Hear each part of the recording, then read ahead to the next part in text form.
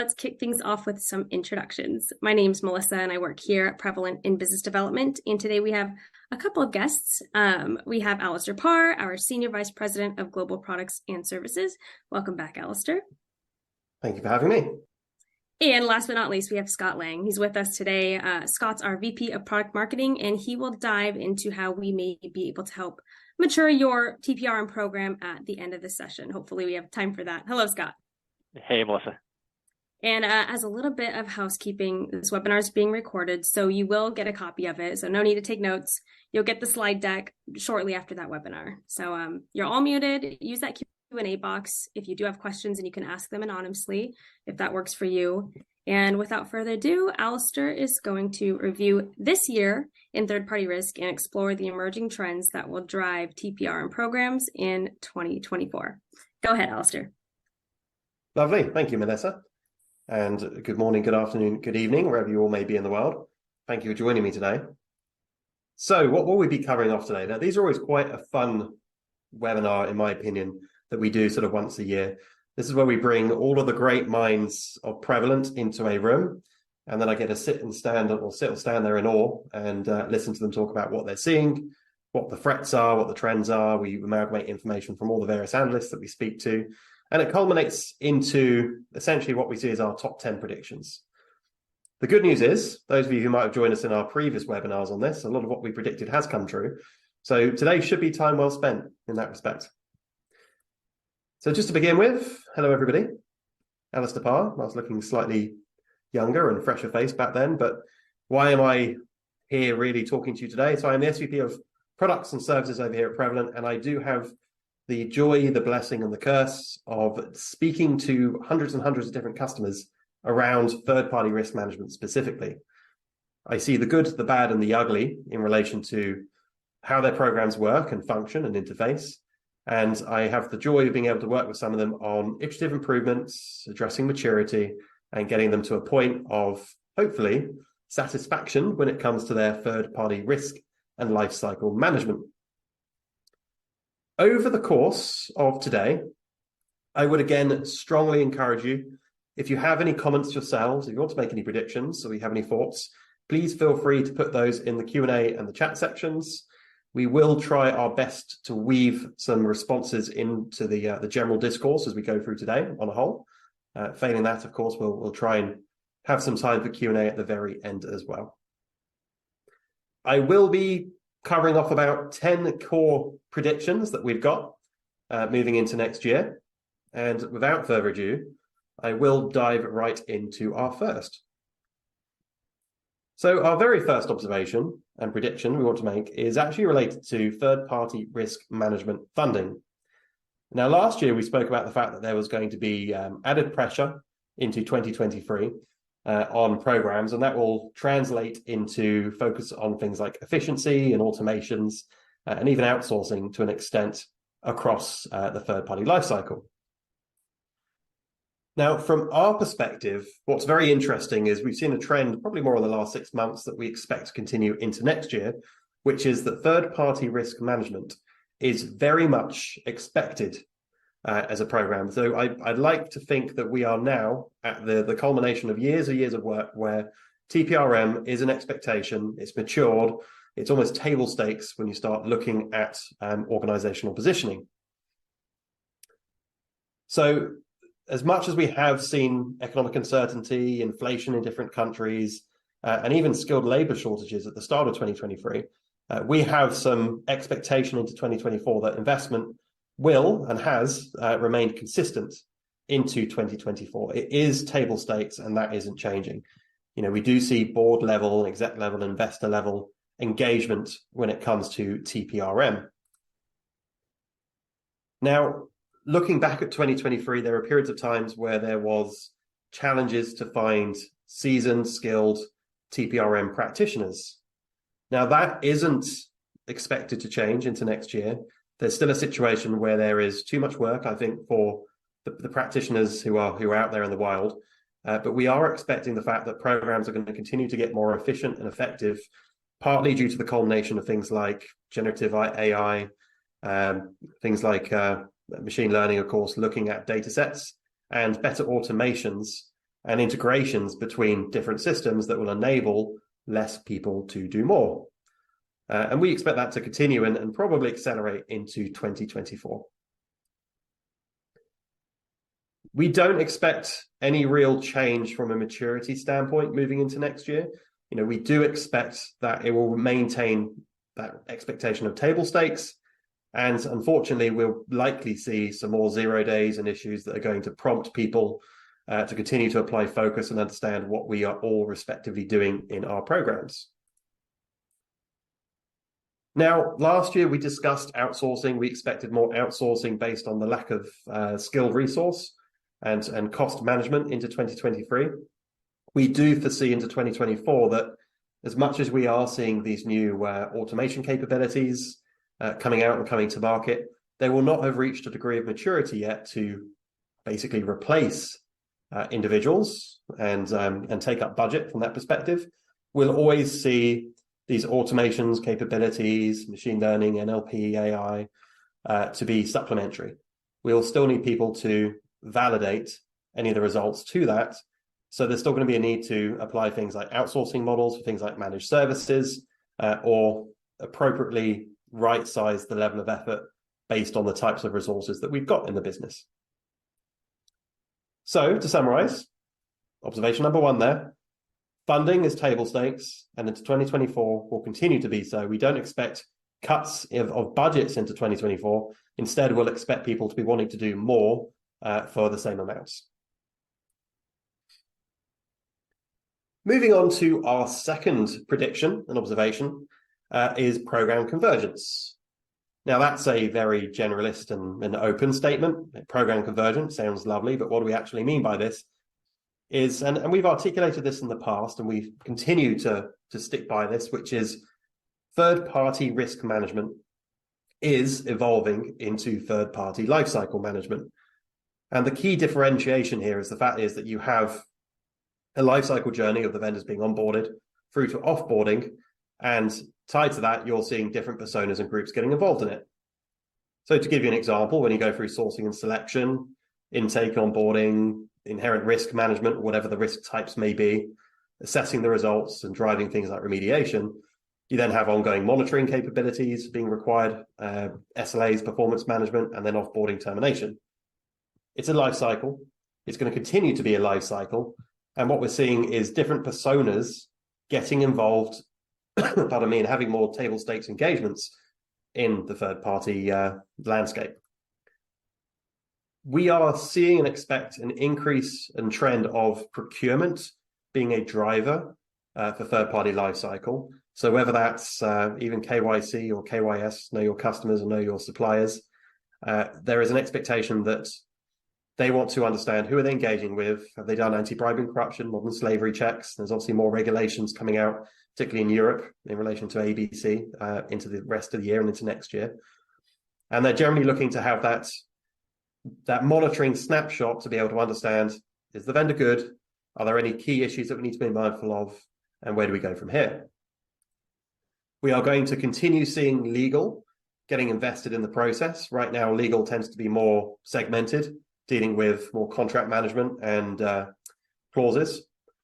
We are seeing legal and expect legal to take more of an interest into ways that they can automate clause detection and comparative analysis between things like MSAs and terms. And then they're going to use that with the rest of the life cycle to identify failures. That, of course, leads into risk management. When you start dealing with risk management on a whole, that's relatively established when it comes to third-party risk management, but they remain a core player in third-party lifecycle management. And we're seeing operations using the data sets from procurement and legal and risk to drive things like operational resilience and management of the third parties, as well as quality and ensuring quality. Are they doing what they say they do, etc. And then finally, the omnipresent and ever-present requirement from audit remains there. We are speaking to lots of different customers and individuals, and generally speaking, the vast majority are being audited in some shape or form. Now, might not necessarily be external, it may be internal, but we don't see that changing as the compliance mandates and regulatory mandates being imposed on us continues to increase and gets more complex, we are expecting that level of audit and scrutiny to persist into 2024 and expect continual audits against our TPRM programs. So that translates into that broader life cycle and the things that we do in a life cycle. But I did want to reference some material that Prevalent actually generated. So some of you who've been on some of our webinars in the past may have been exposed to some of these metrics, but I'll get, of course, Scott will comment on this study that we conducted later on. But from the audience that we spoke to, you can certainly see on the right-hand side that more and more components of the broader life cycle are getting involved in TPRM. So for information security, 70% are more involved. For risk management, 51% are more involved. 45% of compliance and audit are more involved. Procurement, 44%. Business owners, 34%. And executives, 33%. To qualify the stats I'm putting out there are people who are more involved as opposed to consistently involved. So you are certainly seeing a trend that we expect to continue to 2024, where we have these distinct business areas having an increasing involvement in the third-party lifecycle and risk management process. So we don't expect that to change. And if you've not seen, by the way, our study into third-party risk management, please do feel free to reach out to us. We'd be more than happy to share that with you. And we'll touch on how to get access to that towards the end. And just to reinforce that, when you actually start breaking down those metrics, when you actually look at how they are involved, now that they are more involved, of course, InfoSec tends to be driving the programs there. As you can see, they're involved in strategy, design, execution of assessments and monitoring, using the reporting. You will see risk management, compliance, procurement, business owners, and executives typically being users of data. There's a high trend, that purple bar there, of there being users. We are expecting that bar to continue increasing, specifically that purple bar, users of third-party information reporting, while InfoSec or procurement or risk management are typically conducting the exercises to get data in. So what is our prediction when it comes to this data convergence and this program convergence is that you are going to see an increase in procurement strategy, design, and planning for third-party management programs. And you're going to see an increase in business owners, and procurement usage of the third-party information and reporting over time. And of course, executives will follow on that curve as well. So, moving on to our third prediction, and just to be clear, we were talking just then about program convergence. Now, we have a distinction between point number 2, program convergence, and prediction number 3, which is data convergence. And what is that difference?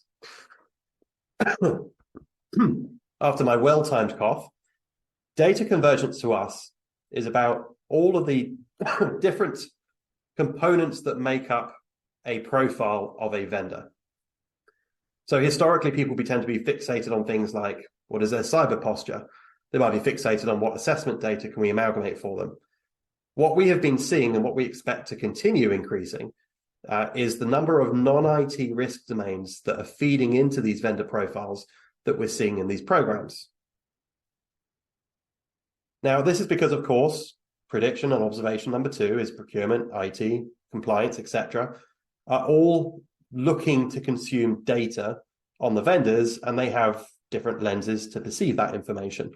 That's not changing, and we've certainly seen that into 2023, where we have programs being initially driven by information security, but onboarding procurement life cycles and workflows into it as well. That is not going to change.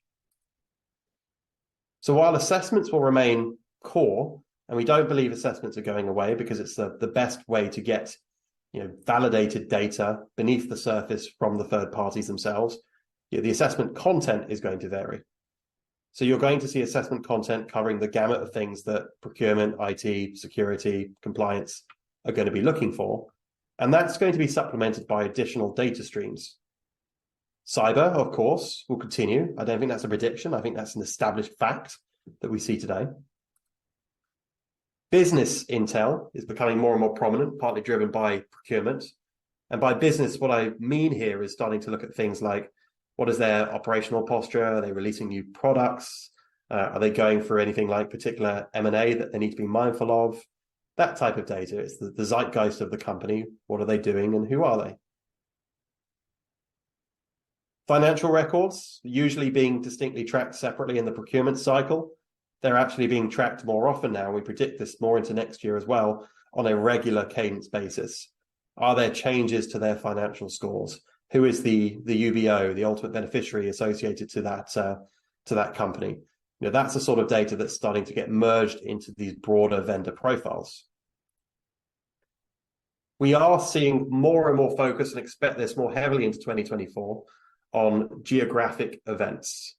So what I mean by that, we're talking about things like there might be particular natural disasters in locations, or there might be certain strikes, or for example, there might be political issues in particular territories or wars. These are those sorts of geo events that we're seeing more and more from an operational resilience perspective coming into focus. Certifications remain a check mark, almost a checkpoint and a check mark for the procurement cycle. And people are expecting vendors now to almost provide that certification on a reoccurring basis. And that will continue into 2024 as the analysis of those becomes easier and automation of interpretation. And then nth party. So for those who don't know, just to re-clarify, nth party here are the vendors of your vendors.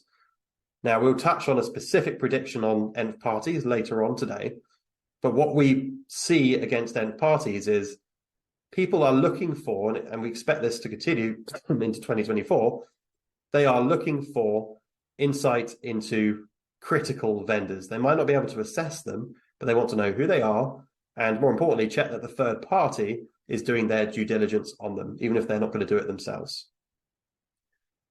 So when you merge all these data points together, assessment, cyber, business, etc., you end up with a very, very clear contextual insight and a richer landscape of your third parties. This is becoming more and more valuable as we have these different personas consuming the data through the program convergence piece. And I wanted to take a moment just to dive more detailed into one of those particular avenues, because it's tied to one of our predictions, which is the geographic and political insights piece that I referenced. Now, this historically has not really been a core focus for a TPRM process, certainly from an operational resilience standpoint. But while COVID certainly opened the eyes to lots of organizations that, they need to be prepared for pandemics, etc. And just to give everybody an example on that, in fact, in a previous life as an auditor where we had to produce content for things like swine flu, reactive processes, etc. A lot of organizations would roll their eyes and think, okay, we'll put that on the shelf and never use it. Of course, COVID comes around and pandemics become top of mind, and all of a sudden we realize most of these vendors are really not doing anything about it. Since then, we have seen an increase in focus areas on the operational resilience front, and that is maturing. We predict that moving into 2024, things like the geopolitical and environmental landscapes, based on geographies here, are going to be more table stakes expected data points that we are tracking and reacting against our third parties. Now, there are inherent problems with that, which is it is very difficult to be able to predict or identify all the localized geographic sites that a third party operates in. While the head office is usually relatively apparent for your financial reports, UBOs, whatever it may be, the localized sites tends to be a degree of trade secrets in some cases, or they might just give you small offices that they have dotted around, not necessarily manufacturing sites that they use, etc., or fourth parties. So this is a challenge. But people are going to be focusing on this from a more pragmatic perspective, which is, well, let's look at our actual vendors that at least state that they operate in particular territories and focus on things that might have a tangible impact.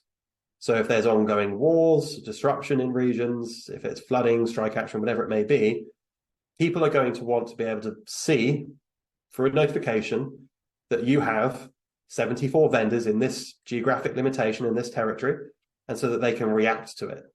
if it's going to bring down your supply chain, if it's going to affect your resilience for your data centers, you want to be able to have an answer for execs and any of your customers before it becomes more commonly known. And how are people going to be doing that? They're going to be using an amalgamation of monitoring solutions that's going to give them that level of insight. It's not going to be universally accurate in the sense of all these subsites aren't going to be covered, but nonetheless, it's the first foray which will move into 2025, 2026, and so on, where we're going to see people start getting better control of these geopolitical events and be able to react to them. And again, that's all tied back to this broader data convergence mindset. The industry will continue to be hungry for data. They're going to continue to be hungry for building these comprehensive profiles because these disparate parts of the business are asking for it and see value in it. That is not going to change. So, observation number 4. Moving over to the 3 A's in this case, advanced and aggregated analysis. What am I actually talking about here is that people are building more and more versatile reporting capabilities against an ever-increasing data set, meaning all of this data that's being converged against an extended third-party landscape means, great, we can get richer, better analytical data. So into 2024, we are expecting more persona-driven reporting to become prominent. And what we mean by that is we start segmenting it really by 3 core areas. There's some periphery beyond this as well, like the vendor themselves, or of course practitioners. But the 3 core audiences for the top level reporting tends to be the CISO, in many cases driving the program, the business, of course, so the broader business leaders, and then of course the board. Those have been the drivers moving into late 2023, but we are expecting that to start changing and evolving to beyond some additional personas. And the things people are looking at and will continue to look at will be risk. Of course, what is my risk landscape across my third parties? Okay, straightforward enough. The threats, specifically looking at external threats associated to those risks. How does that affect my compliance posture? And then finally, what sort of coverage do I actually have against these? When you start amalgamating these 4 contributing factors, and these are just ways of interpreting a broader data set, that's how you start building these true third-party risk management programs. And we are expecting that to continue and become more persona-centric. How the board is going to interpret this will be very different from, say, your chief procurement officer, your legal officer, whoever it may be. And that's being supplemented by maturity. So we are seeing an increase in sort of expectations of people that they are going to be tracking the process of their program rather than just vendors. Before, it'd be quite vendor-centric in that mindset. But what we're seeing is people starting to think about, well, the coverage, content, roles and responsibilities, remediation, and governance across their entire process. Now, historically, when we've done maturity assessments, a first foray customer starting at the beginning is typically around the 1.7 mark. A matured customer is typically hovering around the low 3s. It was very rare to see anybody approaching a 4 from a process perspective. We predict into 2024 that we will actually see a general increase of about 0.3 or 0.4 on maturity curves by the end of the year. Now, that's quite a jump when you start looking at the fact that these get increasingly more difficult to progress through. And the driver for this is the fact that the tools and capabilities being made available means that people are going to be able to engage with vendors en masse, and they're going to be able to analyze broader data sets and start segmenting it to make more informed and intelligent decisions using things like automations and so on. Now, one other component where you'll see this getting richer in our perspective is actually behavioral insights. So when we start talking about advanced analysis on this, we expect into 2024 that more and more people are going to have the ability to look at behavioral insights as part of their reporting metrics. So what do I mean by behavioral metrics here? I'm talking about how do their vendors interact? How does the business interact? Is that human element? I know the term human element is overplayed in certainly risk management as a mindset, but at the end of the day, beyond passive monitoring, if we're talking to a vendor, whether it's from how are you going to fix this, what is the state of play for yourselves, or even how are you managing our KPIs, KRIs that we've agreed with you, you can derive a lot of useful information into how they respond. And we're expecting that to become less localized on a per vendor basis, but into 2024, things like the analytics models that we see out there are going to start to give people that rich data to see predictions, interpretations based on user behavior in these programs, which would be quite exciting from our perspective. So just again, I wanted to revert back to our 2023 assessment data, just to reinforce some of the problems people are having that's actually driving this change into 2024, is that when you actually start looking at the general perception of people's programs, 50% of people do not feel that their TPRM program is addressing all of the departmental needs. So that's a pretty high number. 40% feel that the risk is not being assessed and managed in the vendor lifecycle effectively. And going through this list without laboring the point, you can generally see that there are majority cases in most cases where people do not feel that their programs are being effective enough. And one of the key drivers for this is being able to report effectively at the data, to be able to target risk insights and target the areas of exposure in their process. I draw attention to this very bottom right-hand metric here, which is 43% feel that it is satisfying exec and board demands for information on third-party risks. This is going to be driving this mindset into 2024, where each of these personas are going to use things like behavioral analytics or broader analysis of the richer data set and be able to draw better conclusions and improve their programs and their program maturity accordingly. So from our perspective, we are certainly very excited to see how that's going to evolve.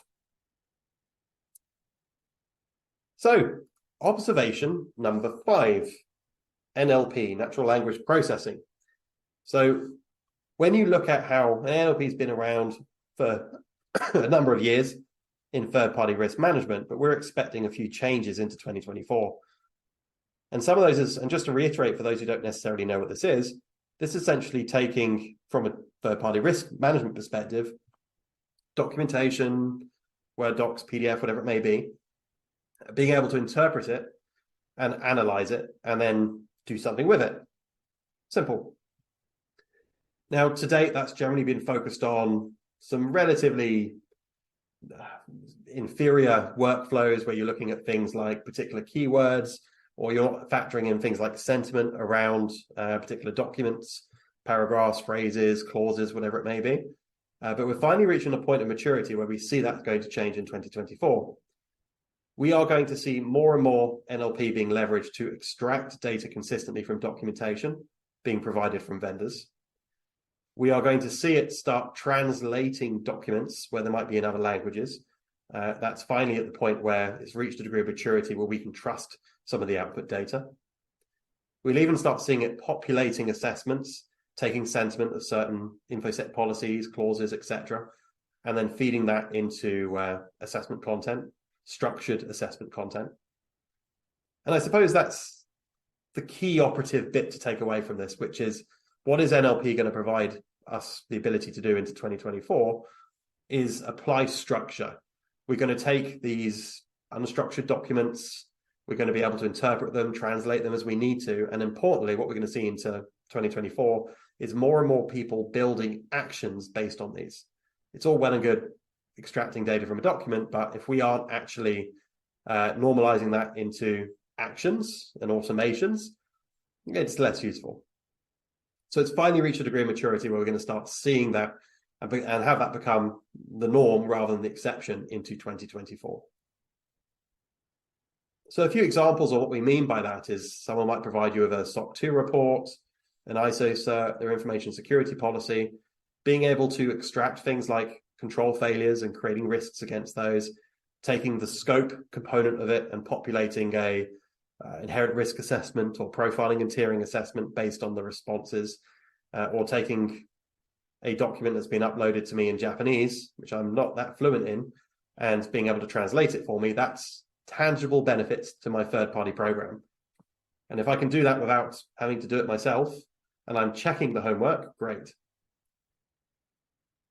Now, some of the things are going to be driving this NLP adoption, one of which is we expect into 2024, more and more third parties and vendors are going to be providing their self-attestation material.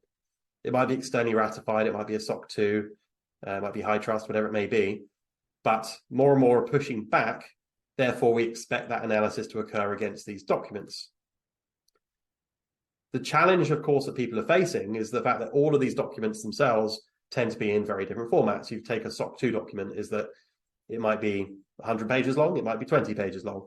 The scope can vary dramatically between them. And until relatively recently, you had to have an individual really trying to understand and distill the material into tangible risks. Into 2024, it will be almost expected that this won't be a necessity anymore. So we'll be looking at initially seeing people use it to identify concerns, control failures and risks. And then that will eventually turn into populating assessment content, platform content as the year goes on. So NLP goes hand in hand in some cases with our sixth observation and prediction, and that is tied to generative AI. I almost wince a little bit when I start talking about generative AI as a prediction, is because it's so prevalent and prominent in the general conversation around third-party risk and just generally across the world at the moment, that it almost sounds like anyone's jumping on the bandwagon to refer to it. But I'll start off with just illustrating a very interesting sort of Gartner curve tied to this, which is there's many different components that go into artificial intelligence, and generative AI typically is sitting around what they classify as the peak of inflated expectations. You will very readily start to see that emerge over time into what they call the trough of disillusionment, before you eventually end up into a degree of productivity. This is definitely applicable when you start looking at generative AI, which is a lot of people are focusing on things like large language models and going, this is great, but aren't necessarily comfortable about that being used in their third-party risk management program. It's certainly better to be a thoughtful second mover on this rather than just adopting the first thing that you see. Into 2024, we are expecting people to start ultimately coming to terms with generative AI and expecting some components of it in their third-party programs. As 2023 is starting to slowly fade away, we're very mindful of the fact that people are concerned about three core areas more often than not. Firstly, AI hallucination. Is the AI confidently telling me something which is patently false? And is that, that's of course a negative thing when it comes to risk management. Cognitive bias. Is the AI telling me this because of the fact that it's being trained on a data model that's not actually appropriate for my needs? In which case it may not be hallucinating, it might just be stating that because that's what's been taught. Particularly when you start pointing AI at large data sets like the internet. I'm sure I don't believe everything I read on the internet, thankfully. And probably more commonly than not, like one we hear about in 2023 is data security. People are concerned about all these AI technologies exist, but at the end of the day, I'm not going to give them my data, which is a very, very valid starting point. We predict into 2024, people are going to become more comfortable with these three criteria as organizations and vendors and technologies out there start breaking down large language models and generative AI and building something that's actually appropriate. And the way that's going to work is you're going to start seeing things like the same controls and expectations that we see on any other technology in the technology stack being applied to generative AI capabilities. So we're talking about automated vulnerability scanning on the LLMs, anomaly detection against the data set, safety analysis based on the outputs, bug bounties for prompt injection, etc., staff training on how and where it could be utilized, and then, of course, forensic reconstruction when things go wrong. Nothing too dissimilar from what you would ultimately apply to any technology in your technology stack. We are expecting that into 2024. And something we take away from this is the fact that as people become more comfortable with what generative AI is going to do for them, that's when they can start pivoting to really understand what the benefits are. And then you start seeing that moving onwards into 2024. And some of the things that we're expecting from our perspective to see into 2024 on Gen AI tend to vary depending on who we're talking about.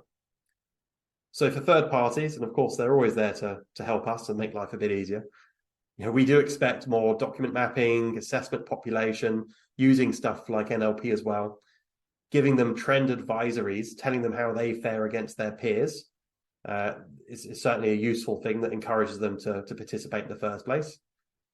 And then language translation. So a combination of generative AI and NLP will make these tangible capabilities in our third-party programs into 2024. Moving across a persona here, if we start looking more at, say, some of the practitioners, they're going to expect something slightly differently. The things we'll see into 2024 that the practitioners are going to start leveraging, things like sentiment analysis. Okay, what is this vendor actually telling me? What's this report telling me? Contradiction detection. Is there anything that contradicts itself against that large comprehensive profile that we built when we start talking about our prior prediction there being the data convergence models? Chatbots. So how can AI and generative AI actually assist me in automating my processes and cutting out steps? And then finally, using things like sentiment analysis to do things like risk report generation. So they're all focused on efficiency and consistency there in the program activities and workflows that they do. And when we move over to this very happy executive over here into 2024, why are they going to be happy? We are going to see more and more things like program advisory, a bit like how we have trend advisory for third parties. We're going to see executives trying to understand how does their program compare to peers, a bit like the maturity assessments. We're going to see proactive event detection. We've seen this geo issue, looking at your data set, go deal with these 70, 80 vendors, letting them react. Compliance mapping, of course, how do they fare against their compliance and regulatory landscape? So I will touch on in due course as well. And broader peer insights. As much as program advisory is focusing on their workflows and processes, being able to give them better peer insights based on their vertical, demographic, whatever it may be, and help them understand, are they in the middle of the pack? And that's been a reoccurring theme historically, which is the executives want to be not at the back, not necessarily at the front, depending on their sector. They want to be healthily in the middle, doing good practice, not best practice, but good practice by and large. And generative AI is going to be able to support that in helping them benchmark. So we expect Gen AI to start introducing a good chunk of these technologies into 2024. Initially, we expect a lot of the focus on this is going to be around external large language models that are ultimately sending data externally. So that has some security implications associated to that, the data security element. But as the year goes on, we're going to predict more and more localized models. Now, this might be using things like AWS, Azure, etc., and be localized and retained in those environments. But we will see the advent of better generative AI processing and activities happening in controlled environments against controlled data sets. And that's the point in our mindset where we'll start evolving from these expectations and disillusionment through to gradual plateaus of productivity. And we expect that probably on the later stages of 2024 when we're looking at our predictions here. So beyond generative AI as our sixth prediction, we're going to move on to our seventh now, which is regulations. This is a reoccurring theme for us, and I'm sure for yourselves as well, where every year we make the prediction that there will be more regulations. That's a safe bet. I don't think that's anything anyone on the call would hop on in order to hear about. But what we are expecting is smarter management of regulations. That's the thing that's going to be changing, that's going to really dynamically impact a TPRM process or program. So what do I mean by that is that it is relatively soul-crushing. There's some people out there who love it, but I find it relatively soul-crushing. But when you start looking at the acronyms and abbreviations associated to regulations out there, and that is evolving into the rest of the year and next year, as I mentioned, with things like anti-bribery and corruption regs coming out of Europe, we are expecting people wanting to simplify the application of these regulations. And the way that they're doing that is they are, whether it's using passive monitoring or using their assessments, they will be wanting to be able to easily and simply cross-map new regulations. One of the more common things we've seen in 2023 is people asking us and our content team, hey, this new reg's coming out, what are you doing about it? People don't want to have to be proactive to ask this. They are looking for sources, the community, to basically advise them and say, there is a new version of anti-bribery and corruption regulations coming out in 3 months' time. This is what you need to be mindful of, and this is how your program is going to be compliant or not. And the way that's going to work into 2024 is there will be more proactive mechanisms to be able to retroactively apply these regs to your data set.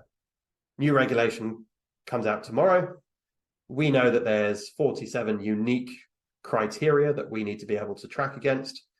Using some of the mechanisms we've spoken about already today, people will be retroactively reviewing quickly, at a snap, how their landscape currently fares against it. People shouldn't be having to send out reassessments or do fresh passive monitoring. They shouldn't be having to sit there and studiously build new controls into their frameworks. For the most part, the expectation is there that they will be able to ultimately automate some of that process. And automation of regulatory compliance from a perspective of identifying compliance or non-compliance is absolutely going to become more and more prominent into 2024. If it's not, certainly join me next year and comment so in the chat. So just an advisory for people who are obviously interested about the regulatory aspect there as well. Prevalent does actually have a third-party risk management compliance handbook. This is a reference guide across some of the more common frameworks and regs that we see out there at the moment. If you haven't seen it before, it's quite a sizable material. Please do feel free to reach out to us. We'll be happy to share it with you and talk to you in a bit more detail about it. But it's a great reference guide and certainly something that we are continuing to evolve as we see new regs come out. So regulations, an omnipresent, ever-present requirement in our lives, but that ties to some of the broader life cycle because we have different personas asking us to be able to track these other regulations in the same program.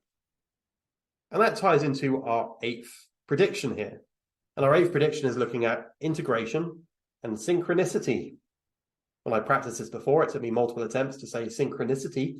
So the fact I did it first time is making me very proud of myself. So thank you for observing that. But integration and synchronicity in this perspective is being driven by this life cycle. We have a life cycle of sourcing and selection, intake, inherent risk, etc. We need to join the dots across these various components.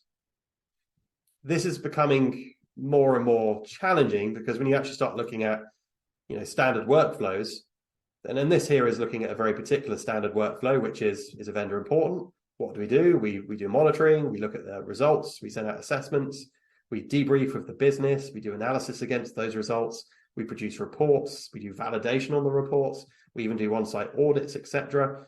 This is just a subcomponent of this broader life cycle. It's a relatively intense component, but it's just a subcomponent of it. When we start looking at these sorts of workflows, when you join them all together and join all the dots, you are going to see multiple technologies in some cases doing different bits for different parts of the business. Whether it's that procurement software or finance for invoicing, or whether it's performance SLA and the operational resilience components, we are expecting more and more demand for integration between adjacent systems. And a driver for this is the fact that you are seeing the market space mature. Technologies are maturing as they introduce things like automations, and people have started to build things like their vendor universes and landscapes in particular technologies. They want to be able to replicate that across all the others, so they're getting best value for across the stack there. We have personally seen a pretty sizable increase in demand for integrations and connections between systems. We don't expect that to go away. In previous years, we've talked about convergence of technologies into single systems, and for more or less defined programs, that's certainly a logical step to take. But for large enterprise, multidiscipline, pretty established workflows and processes, we are seeing more and more expectations for the TPRM lifecycle to be embedded across technology. So I want to move on to our ninth observation here and prediction, which is that continuous capability. Now, I've mentioned passive monitoring already a few times, and when you start looking at passive monitoring, you can start segmenting it across things like the IT security space, the business monitoring data sets that we spoke about, and of course, financial legal data sets as a subset. These all have, in some cases, almost daily iterations. Hopefully things like bankruptcy aren't daily, but when you start looking across these, there's certain insights you're going to want a daily summary of. And what we are seeing is more and more procurement-led demand for near enough as close to real time as possible insights into things like violations or issues that are emerging across the vendor landscape. Previously, it was cyber-centric in that respect, but into 2024, we are expecting more and more focus on continuous insights across business, financial, legal, driven by the procurement demand. And something that we predict tied to this is, as you start building these very, very in-depth continuous monitoring capabilities, so using Prevalent as example here, ranging from 500 million profiles, 84 billion different business monitoring events, over 900,000 different sites getting tracked at any one point in time, you're building a wealth of data from that continuous capability. So when we were talking earlier on about our prediction for advanced and aggregated analysis, this is going to feed into that. As we start introducing more and more data points through this continuous capability, that's going to, in turn, generate more and more advanced analysis. So almost a self-fulfilling prophecy. People want daily insights, which means they get more events, they get broader coverage, and that's going to lend itself into our other predictions over time. Moving onwards to our 10th and final prediction for the day, which is context. And context has always been very important, but very difficult to aggregate across the breadth of the third-party landscape. So context for us in this case tends to mean a couple of things. It's about understanding like inherent risk or profiling and tiering. Who is the vendor? What are they doing? Why are they doing it? How are they doing it? All those criteria. And that helps us ultimately right size and grade our third party accordingly. People are starting to expect better structure through the procurement cycle to populate this up front. So what do I mean by that is that there's a lot of third-party landscapes and inventories out there which lack this information. More and more procurement functions are capturing this data in the procurement cycle or upon renewal to feed that. And that's because they're consuming data. So into 2024, we're going to see more and more people using this data, and we're going to see procurement driving the collection of this data moving forwards. And that in turn is going to lend itself to a prediction into 2024, which is more pragmatism when it comes to managing these landscapes. So for example, let's say we have a vendor count of 15,000 in our ecosystem. We might have 15,000 profiling and tiering exercises. That should reduce the volume down to circa 4,000. That might be due to critical vendors needing interactive assessments. There might be a smaller subset requiring continuous monitoring based on the output from that. That might, again, shrink down based on those that need risk management tracked iteratively. And then a smaller subset that require consistent, regular event management because they are truly critical to us. This continues to expect down to things like validation steps, and then even on the tail end of it, on-site audits in some cases, and then a certain amount of ad hoc 0 days that we have to deal with. But we should be seeing this sort of pyramid with our vendor estates. The days of 15,000 means 15,000 should be going away. Into 2024, we expect the profiling and tiering exercise to enable us to start building these more pyramid style third-party landscape and inventories over time. And this actually contributes to nth parties, fourth parties, as I mentioned earlier on, which is, there's been an expectation for a few years, which is I will get round to nth party. we don't think in 2024 that nth parties are going to be fully indexed and assessed down to multiple tiers. It's just not pragmatic. But what we're going to start seeing is that people acknowledge that that's an issue, and they're going to start focusing on particular fourth party targets. So what we mean by that is, what are our really critical vendors? Are there particular concentration risk fourth parties that we need to consider? And are there ones that impact our privacy policies? And you're going to see potentially one layer deep, if that, of a subset of fourth parties being in scope to some basic due diligence. And in some cases, we will just see third parties, the expectation that third parties will be doing that on our behalf, which is sort of more of the current state. But we should see more targeted fourth party work into 2024. So to summarize, because there's a lot of information in 51 minutes so far, but some of the key predictions we're making here: TPRM funding is going to remain table stakes.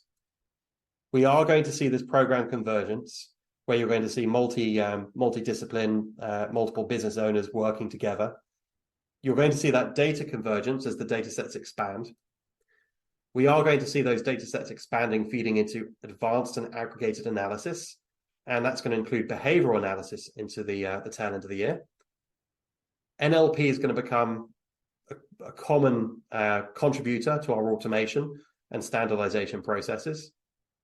And we're going to see things like generative AI feeding into our automations, regulations becoming more proactive in mapping it to our existing landscape, continuation of integration into adjacent technologies, the ability to monitor these vendors as close to real time as possible, and the ability to be pragmatic in our vendor analysis and management. So what does that really distill down to is that we're going to see the good foundation that's been built in previous years evolving into 2024 with the advent of things like these increased automations, greater data sets to provide better real-time reporting, less work on the ones that don't matter, so right-sizing our vendor populations and giving the right people the persona-based dashboards and reports that they really care about. I'm going to give my voice a break for a minute, and we're going to move over to a very brief overview from the lovely Scott Lang on some of the components that might be able to help out here. Scott? Thanks very much, Alastair. I'm going to share my screen now. There we go.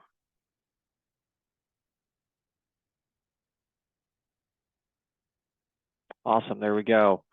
Folks, thanks for hanging in with us for these 53 minutes so far, as Alastair really laid down quite a bit of excellent best practices, predictions, and thoughts that we can use to formulate our TPRM plans going into the new year. I know this is budgeting season, prioritizing season. Maybe we're even out of that already. You're starting to line up projects. Good to have this amount of understanding of the key trends and movements in the market to help kind of inform that process for you guys. What I thought it would do is just take a few moments and identify how Prevalent can help you. From our perspective, and I'll just take a couple of minutes and then we'll be able to kind of go to questions after that. But from our perspective, there are three things that you should want to achieve in your third-party risk management program. The first is getting the data you need to make better decisions. Chances are you've got maybe silos of information, different departments, different tools. Maybe you're using spreadsheets or other substandard manual processes to collect information on the internal controls of your third-party vendors and suppliers. And as soon as you collect that info, it's out of date with no ability to really keep it updated in between those assessments, and that's kind of a challenge. I understand that. A second big thing companies are looking to achieve in third-party risk is to knock down those silos and improve team efficiency. You saw a slide that Alastair put up in the presentation very early on that said that although the information security team tends to be the ones responsible for executing third-party risk assessments when cybersecurity is the primary driver, we're seeing that the procurement team are the ones that owns the relationship. So if you've got the executor and the owner perhaps at odds with one another, using different tools, different processes, different systems, not talking to one another's systems, not interacting, that's not a recipe for success going forward. That level of integration and the consistency across the organization is the desired outcome. And that helps you to achieve the third outcome, and that is to evolve and scale your program over time. So getting good data, knocking down silos between teams to help them work together more efficiently and evolve and scale programs over time. That's precisely what we hope to achieve with your third-party risk management program if we're able to help you provide a solution. Our view of third-party risk is that we see risks unique at every stage of the third-party lifecycle. It isn't just about sending out an assessment, getting some sort of risk scoring back, doing some triage, doing some remediation, and then kind of moving on. And it's more than just pre-contract due diligence. It's a consistent process that exists from the point at which you source and select a new vendor to the point at which you end up offboarding and terminating that relationship. Again, we see unique risks at each one of these stages, and we can help to automate the process of discovering those risks, doing something about it, closing it out, and then ultimately reducing the residual risk to your enterprise.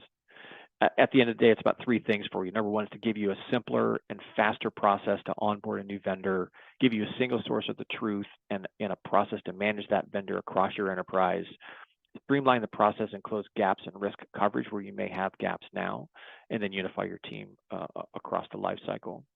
I'm not going to dwell on this. These are just 6 buckets of risks that Prevalent helps to capture and manage for you in the platform, whether via an in-place assessment in a platform or whether utilizing third-party risk monitoring data that's correlated with assessment responses.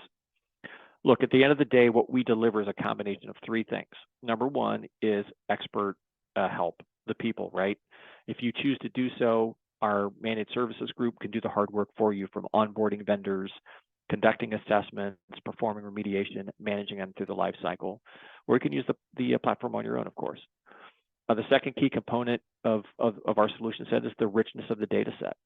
We've got more than 500,000 sources of information individualized and 500,000 different profiles that are built into the system that you can get access from immediately across multiple different risk types.